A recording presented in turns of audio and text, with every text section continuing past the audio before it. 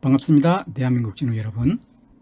요즘 연일 계속되고 있는 불볕 더위에다 또 TV만 틀면 늘 나오는 열받는 면상 하나 때문에 우리 우파님들 얼마나 고생이 많으십니까? 자, 그런데 간만에 저 짜증나는 면상만큼이나 불쾌한 이 무더위를 싹 날려주었던 시원한 뉴스가 요번에 있었죠. 보기만 해도 시원한 얼굴의 장동혁 의원이 드디어 국힘의 당대표로 선출되었습니다. 해서 대한민국 정치사에서 가장 비열하고 악랄한 배신자였던 전임 대표 한뚜껑과 잠시 관상 비교를 해보았습니다. 자, 함께 보실까요?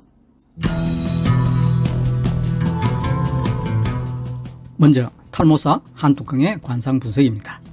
아시다시피 한뚜껑은 자신을 밀어주고 키워준 20년지기 형님을 한순간에 배신 때리고 이 나라 보수를 완전히 파멸의 길로 밀어넣었던 정말 전대미문의 슈퍼 울트라급 빌런이었죠. 그리고 그러한 배신자의 기질 역시 우리는 그의 관상에서 엿볼 수 있는데요. 자, 먼저 이마를 보시겠습니다. 이 관상학적으로 이마는 그 사람의 지략과 판단력을 나타내는 중요한 지표가 됩니다. 특히 정치인에게 있어서는 정무감각과 관련한 부분이라 더 중요하다 할 수 있겠는데요. 그래서 정치인은 넓고 탁 트인 이마를 가져야 합니다. 그런데 한뚜껑의 맞박은 늘 울창한 가짜틀로 가려져 있죠. 탁 튀워 놓아야 할 맞박을 이미지 정치하느라 저렇게나 무거운 뚜껑으로 잔뜩 눌러 놓았으니 이 정무감각 개나발에 인생사에 있어서도 어리고 나발이고 뭐가 중헌지를 전혀 모르는 똥대가리 판단력을 가질 수밖에 없는 것입니다. 사실 한뚜껑은 윤석열 대통령에 의해서 법무부 장관으로 발탁된 뒤에 정말 단숨에 가장 강력한 보수의 차기 대권주자 반열에까지 오르면서 그야말로 탄탄대로 그 자체의 미래가 보장되어 있었는데 정말 도무지 이해 불가한 그 어처구니 없는 배신으로 결국 자신의 정치적 미래 또한 스스로 나락으로 밀어 넣어버리고만 그 어리석음에는 바로 저러한 관상학적 바탕의 이유가 있었던 거죠. 그리고 두 번째는 눈인데 기이하게도 한동훈은 이 술도 안 마신다는데 눈빛이 탁해요. 술은 마시지 않지만 이 대가리 속이 늘 기이한 생각들로 가득해서 그런 것일까요? 자, 그리고 가장 중요한 부분인 코입니다. 한뚜껑의 코를 보면 길이가 좀 짧아요. 코 길이가 짧으면 좀 어려 보이기 때문에 일반적으로 동안 소리를 듣는 장점이 되기도 합니다. 그러나 남자에게는 그 중에서도 특히 정치인에게 있어서 짧은 코는 최악이죠. 남자에게 있어서 짧은 코는 이 동안으로 보이기보다는 뭔가 미숙한 느낌을 주기 때문인데 해서 이 평소 한뚜껑의 대중연설이나 공식 석상에서의 언변을 보면 너무 가볍다 못해 그냥 깃털처럼 날아오를 것 같은 지경이죠. 몸짓이나 걸음걸이 또한 경박하기 짝이 없고요. 그런데 사실 한동훈의 코는 길이만 문제가 있는 것이 아니라 진짜 문제는 코평수에 있습니다. 콧구녕이 너무 커요. 이 얼굴 전체에서 콧구녕의 비율이 너무 큰 사람은 진중하지를 못합니다. 마치 문짝과 문의 비율이 맞지 않아서 아무리 꽉꽉 닫아도 결국은 바람이 숭숭 드나들고 마는 것과 같은 이치인 것인데 어쩌면 한뚜껑의 저 엉성한 판단력의 근원이 바로 저 과도한 코평수에 있었던 것일 수도 있겠습니다. 마스크로 가려도 숨길 수 없는 한뚜껑의 저 어마무시한 코평수 정말 엄청나지 않습니까? 벌렁대는 저 엄청난 콧구녕을 보고 있지 않을까 갑자기 저 콧구녕으로 빨려 들어갈 것만 같은 공포감이 엄습하는데 한뚜껑 콧구녕 보고 있다가 우리 찐우님들 잘 때 악몽 꿀 것 같아서 콧구녕 이야기는 이 정도로 하겠습니다. 그런데 그나마 한동훈은 이 인중이 짧지 않아서 장수할 것 같기는 하네요. 하긴 자기를 키워준 20년지기 형님을 배신 때리고 전 국민으로부터 욕을 그렇게나 있는 대로 얻어쳐먹었으니까 벼락박에 똥칠할 때까지 살기는 하겠네요.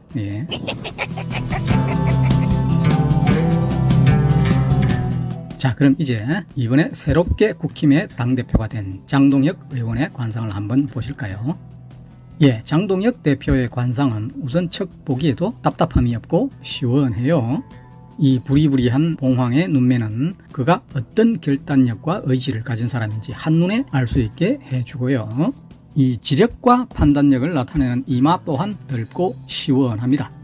그리고 그렇게 넓고 시원한 이마 밑에 자리한 멋진 갈매기 눈썹은 그가 너물거리지 않고 강단 있는 성격의 소유자라는 것을 또 분명히 말해주고 있고요.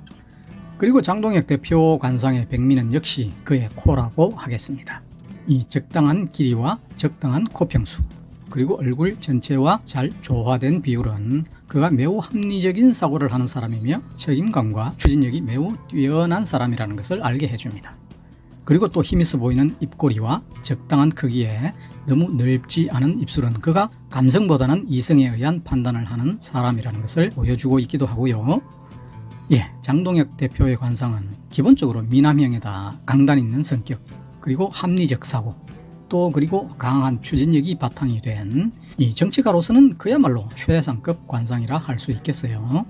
딱 한마디로 표현하자면 날아오르는 봉황의 상, 즉 비상하는 봉황의 상 정도가 되겠네요. 정치가로서는 정말 좋은 관상이라 하겠습니다.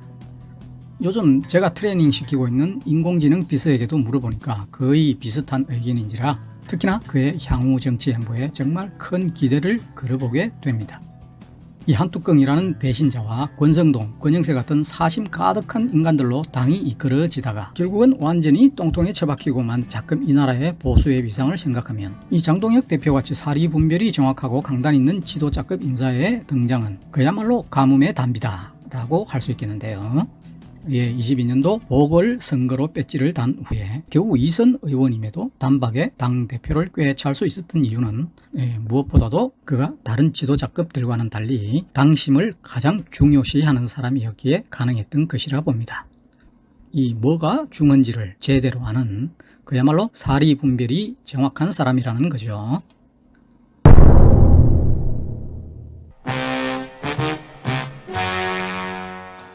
당원만 믿고 도전했습니다. 그리고 모든 우파 시민들과 연대해서 이재명 정권을 끌어내리는데 제 모든 것을 바치겠습니다.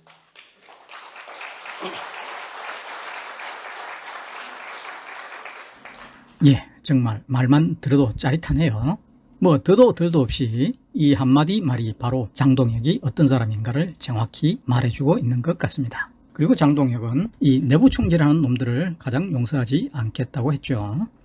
자금 국힘의 가장 큰 문제가 바로 이 내부에서 분탕치는 놈들인데 역시 문제점을 정확히 짚고 있는 것 같습니다. 이러니까 정말 기대되지 않을 수가 없네요. 이상으로 잠시 들여다보았던 두 당대표의 관상에 관한 이야기였고요. 아무튼 이 정치가로서는 정말 좋은 관상을 가진 장동혁 대표. 그의 큰 활약과 함께 이 나라 보수의 앞길에도 다시금 구름이 그치기를 기대해보면서 오늘도 대한민국 화이팅입니다.